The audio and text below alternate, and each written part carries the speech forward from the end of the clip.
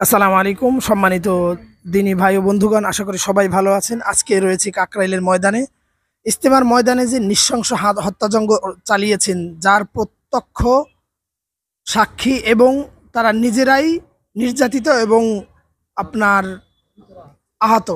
তো আমরা তাদের কাছ থেকে আজকে জানবো যে কিভাবে তাদেরকে হামলা করা হয়েছে, এবং ওখানে আমরা দেখেছি যে জিজ্ঞেস করেছে যে তুই আলেম কিনা, তুই আলেম কিনা, এই বলে তারা আপনার ছুরি চালিয়েছে, জবাই করেছে এবং পিটিয়েছে। নৃশংস এই হত্যাযজ্ঞের বর্ণনা আমরা তাদের কাছ থেকে শুনবো। আচ্ছা, সালাম আলাইকুম।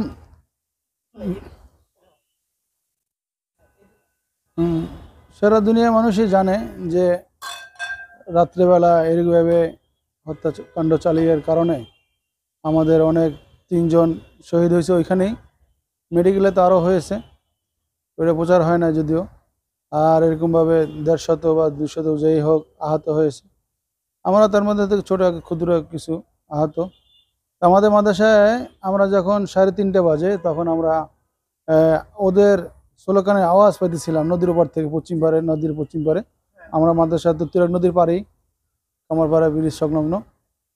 তো ওদের আওয়াজে আমাদের ঘুম ভাঙছে এবং আমরা চিল্লে আওয়াজ শুনি না। আমাদের ধারণাও ছিল না যে তারা 2018 সালে মারামারি করে আবার এখানে এসে মারামারি করে। আমরা বুঝছি যে ঢুকবে, সাদাসিধেভাবে ঢুকে বলবে যে তোমরা সরে যাও, আমরা সরে যাবো। তারা যেভাবে অতর্কিতভাবে হামলা করবে, মুহূর্তের মধ্যে তারা 3:30 পৌনে 4টে বাজে তখন ওরা ঢুকে গেল।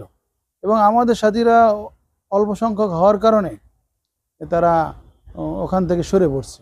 তো ওরা যখন ঢুকছে, ঢুকে কেউরে পাইছে আমাদেরকে, মাদ্রাসার ভিতরে ঢুকছে।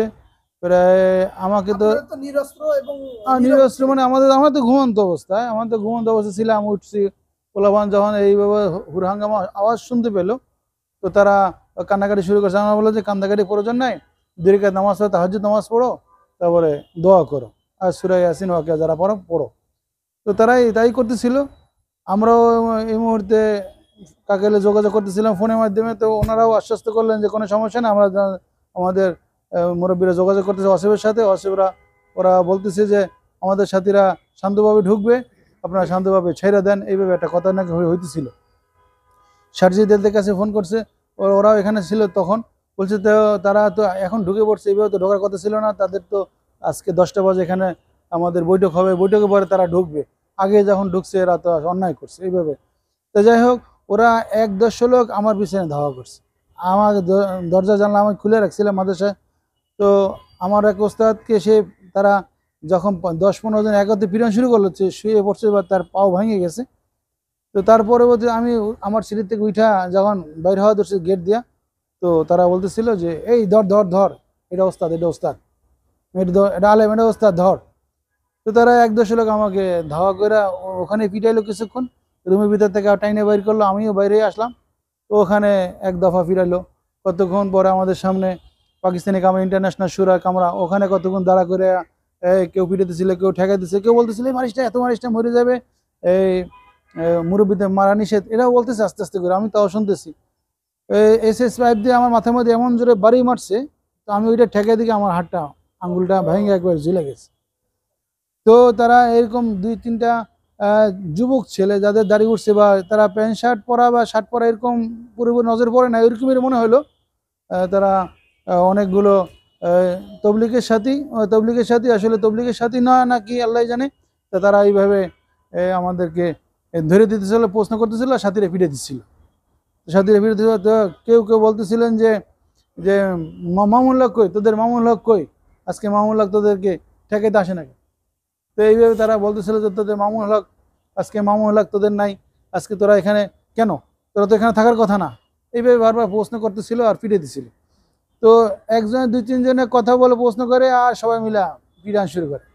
তো আমার পিছনের সাইড তো একেবারে জর্জরিত কালো হয়ে গেছে, পিটানে রক্তাক্ত। তো আমি অবস্থায় খালি ওরা বলতেছিল বল সাদ আমি, আমি বললাম সাদ আমি বললাম। তো ও তো পিটান থামা, পিটান কোনো থামাথামি নাই, চলছে। এই অবস্থায় মারতে মারতে আমাকে স্টেজ মানে বললো কি সাদ আমির সাদ হ্যাঁ আমির সাদ আমির এগুলো হ্যাঁ আপনাকে হ্যাঁ বলতেছিল আর মারতেছিল, বল সাদ আমির। প্রথম তো কইছে মামুনলা কই, তোদের মামুন কই, মামুন হক কয় নাই, মামুন না কই, তোদের মামুন না কোথায়, এই সমস্ত কথাবার্তা। আপনার কি মনে হয়েছে এরা ছাত্রলীগ? এরকমেরই কিছু, ওরা কিছু ভাড়া ভাড়া করে আনছে যে আমাদের সাথে এরা আমার বিশ্বাস, আত্মবিশ্বাস যে এইভাবে নৃশংসভাবে তারা যে আমাদেরকে পিটাবে, তাবলিগের লোক এইভাবে করতে এইভাবে পারে না। পিটাতে পারে না। মানে ওদের মুক্তা এবং তারা মানে লাফাই লাফাইয়া, মানে তারা এক তো আমি তো উঁচা একটু, তো মাথার মধ্যে বাড়ি দেওয়ার জন্য সে লাফ দিয়ে উঠে মারতেছে। ওই পাকিস্তানি কামা নামার যে খানা কামা ঢাল একটা আছে, ওইখানে আমার খারাপ করছে, তো ওরা ছোটো ছোটো গুলি ওখান থেকে আমার মাথা বেরিয়ে দিছিল। তো যাই হোক এইভাবে করে আমাদের সামনে আমরা আগাইলাম, আর আমাকে ধাক্কাতে ধাক্কাতে নিয়ে গেল বাংলাদেশ সুরা কামরা গেট পর্যন্ত নিয়ে গেল।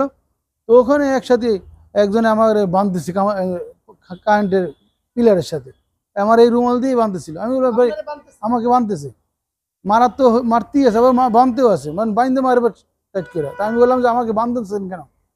আমার কথা হলো যে আমি তো চোর ডাকাত না, আমাকে বাঁধতেছেন কেন? তো তোরে মারি হলাম, তোরে মাইরা তোরে রাখবো না। তা আমি বাঁধতে আর দিই না, টানাটানি করে। তো ওরাও আমাকে সামনে মারতেছিল আর ঠেলতেছিল। তো কিছু পর্যায়ে গিয়ে দেখি যে রামদালাই দাঁড়ায় রয়েছে, রামদালাই একজনের রামদালাই দাঁড়াচ্ছে, একজন বডিলে দাঁড়ায় রয়েছে। ভাই দুই হাতে দুইটা কিনে আমার এরকম নজর পড়তেছে, দুই হাতে দুইটা মনে হয়, একজনে দুইটা লই রয়েছে বা একজনে একটা। রামদা একটা, হ্যাঁ আমি বুঝতে পারি রামদা, আমি হ্যাঁ রামদা শিওর, বডিও শিওর, দুইজনে দুইটা না একজনে দুইটা লইছে, তাদের খেয়াল করতে পারছিলাম। তো তারপরে আমাকে উঠেছে, তা আমি বললাম যে ভাই ভাই এইটা দিয়ে দিস না, মারতে তো আসছি, এটা দিয়ে দিস না, এটা দিলে তো শেষ হয়ে যাবো। তো কত দূর যাওয়ার পরে বাতির অন্ধকার, বাতি নাই, কারেন্ট বন্ধ হয়ে গেছে, বাবা ওখানে বাতি ছিল না। তো ওরা কাজ সোজা যা, মাঠের ভিতরে সোজা চল, সামনের দিকে পিছিয়ে দিকে তাকাবি না। তা আমি দৌড়াইয়া ওদের সাথে, ওদের কিছু সাথী ওরা মারমুখী না, তারা মাঠে আসছে আর কি, বিছনা গাঠি নিয়ে ঢুকতেছিল, ওদের সাথে আমি ঢুকে গেছি।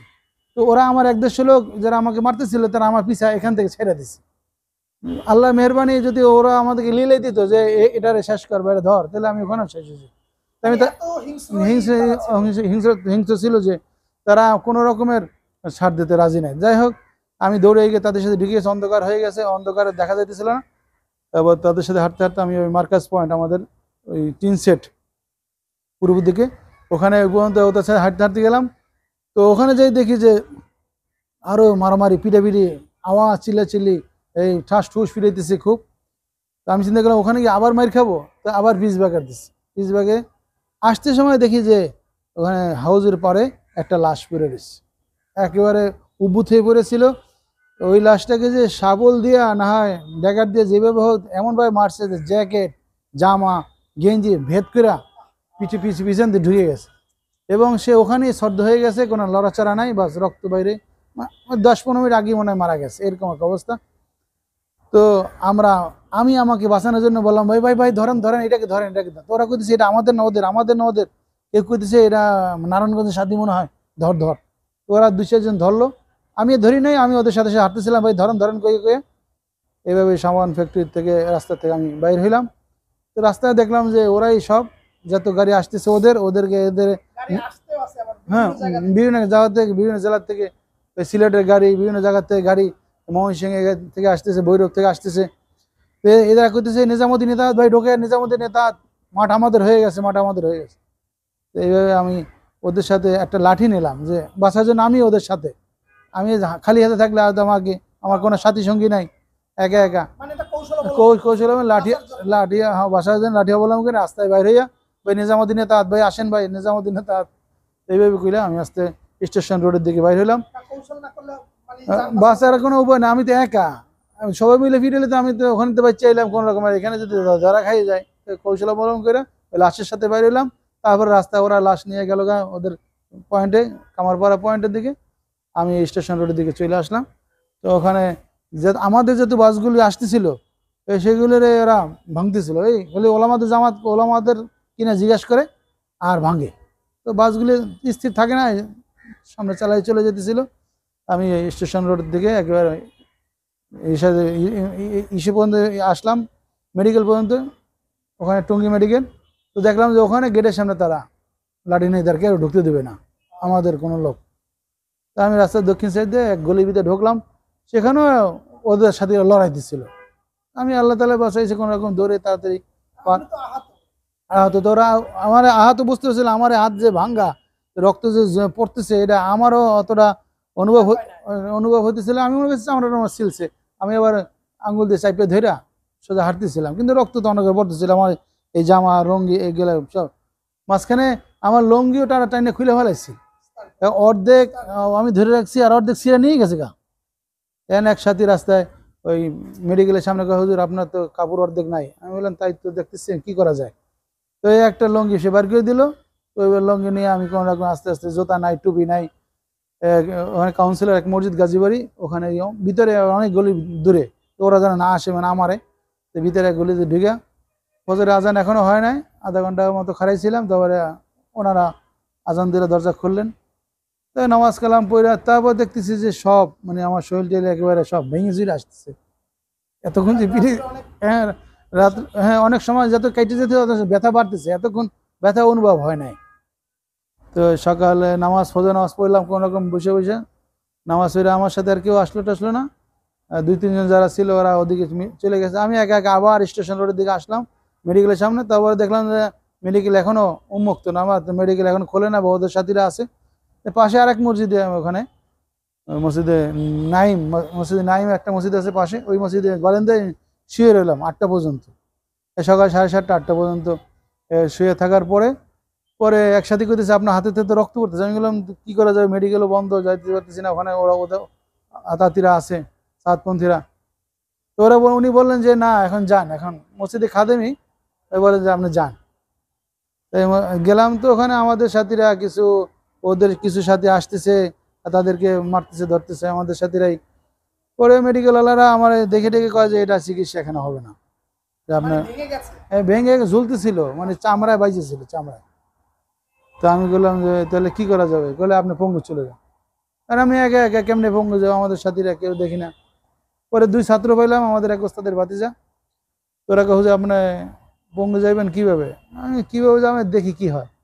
একসাথে আল্লাহ তাআলা মেহরবানি, টঙ্গিরই এক যুবক, উনি বলতেছেন যে আপনাকে নিয়ে যায়, বা আপনাকে পঙ্গু যাওয়ার ভাড়া একটা ওভার করে দিই। তো উনি আস্তে আস্তে ওভার ভাড়াটা পাইলো না, একটা সিএনজি ভাড়া করে কাছে আমিও যাই। এই আর কি, আমাকে নিয়ে পঙ্গুতে, পঙ্গুতে একেবারে সেই মাগরিব পর্যন্ত বসে থাকলাম। ওরাও অতটা, ওই পুলিশ কেস একটা কাগজ দিল, পুলিশ কেস, টুঙ্গি মারামারি, হ্যাঁ এটা পুলিশ কেস, টিকিট দিল। এই গরিমসি করতে করতে সেই সকাল 10টার থেকে নিয়ে এই মাগরিব পর্যন্ত বসে রাখছে। অনমা সেটা করতেছে, সিরিয়াল বসে রয়েছি। হ্যাঁ ধরতেছে না, বা এটা পিছনে সমস্যা আছে এরকম আর কি, ওদের লোক হইতে পারে। ষড়যন্ত্র যেটা হচ্ছে যে আমার টিকিটটা পরে আর দেয় নাই। এটা তো মাগরিবের আগে এরা অপারেশন করলো, রড ঢুকাইলো, সেলাই টেলাই করলো। পরবর্তীতে আমি বললাম কাগজ, কাগজ লাগবে না, যান। এই কাগজটা রেখে দিল। হ্যাঁ এটা হাতের ভিতরে রড ঢুকানো আছে। এটা 4 আঙ্গুল একটা রড, এই আঙ্গুলের ভিতরে পুরো ঢুকাইছে। মাথা ব্যাকা করা আছে, আমি বাজে, তো এই জন্য পেটটা কষ্টে পেঁচাই রাখছি। আর সেলাই টেলাই কাটছে। হ্যাঁ বলছে যে মাসখানি পরে ইনশাল্লাহ আমি ইস্ত্রি করে তারপরে বের করে। আরে ধন্যবাদ আপনাকে। আর আপনার এই যে রাত্রে যে হাসপাতালে ওরা কি করছিল, ওখানে ওরা মানে কেউ ঢুকতে দেবে না, আহত যারা হয়েছে তাদেরকে ঢুকতে দেবে না এইভাবে। তারপরে আমাদের সাথীরা আবার পরবর্তী ওইটা আবার দখলে নিয়েছে। আমাদের সাথী যখন চতুর্দিক থেকে আসতেছিল, এলাকার টুঙ্গি এলাকার সাথীরা, তো ওরা ওখান থেকে পালাইছে, তখন গিয়ে আর কি উন্মুক্ত হয়েছে। এই যে ওরা যে গেছে, এটা পূর্ব নির্ধারিত, এটা আপনারা জানতেন না যে ওরা আজকে এখানে এসে হামলা করবে? আমরা জানতাম যে হামলা না করলেও আমরা ওই যে কইলাম যে ভাবছিলাম যে 18 সালে মারামারি, এবার মানে মারামারি করবে, ঢুকবে এটা ঠিক, কিন্তু মারামারি করবে না, বা এইভাবে আমাদেরকে বলবে চলে যাও। আর আমাদের মুরব্বীদের ওরকম দিক নির্দেশনা ছিল না যে তোমরা ছেড়ে দিয়ে চলে আসো। আমাদের ছাত্র ওস্তাদ, অনেকগুলো ছাত্র, এক দেশের ছাত্র, আমরা কেমনে চলে আসি। অন্য সাথীরা তো, এরা সাথীর অবস্থা দেখে, আমরা ওনাদের বাহিনী দেখে এরা এমনি সরে পড়ছে। মানে আমরা ওখানে থেকে গেছি, বা আমাদের অপারগতার কারণে আমরা অবস্থান করছি। এই আর অসংখ্য ধন্যবাদ। আসলে দেশবাসীর জন্য এটা একটা মেসেজ হবে, এবং সবাই সতর্ক হবে।